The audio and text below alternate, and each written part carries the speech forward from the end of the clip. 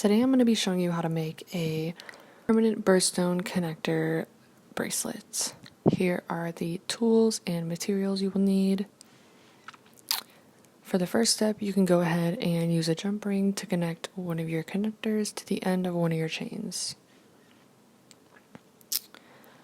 Next, you're going to want to go ahead and use another jump ring to attach the other end of that connector to your star charm.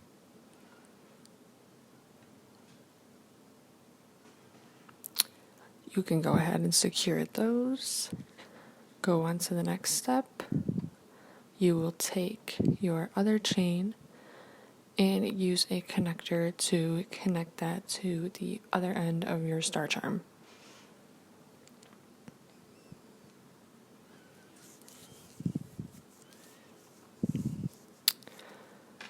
You can go ahead and put that on there and secure that.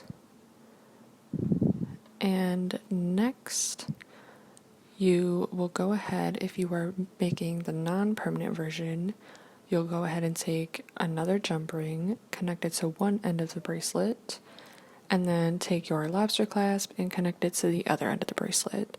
For the non-permanent version, you will be all done after that.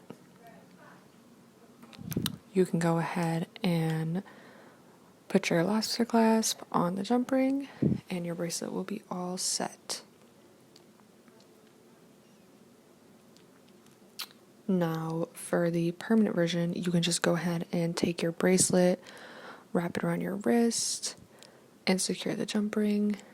If you want the permanent version, you can go ahead and go to a local jewelry store near you, and they will solder it for you to make it an actual permanent bracelet instead of just using the jump ring. Here's a comparison side by side, and here's the full set on the wrist.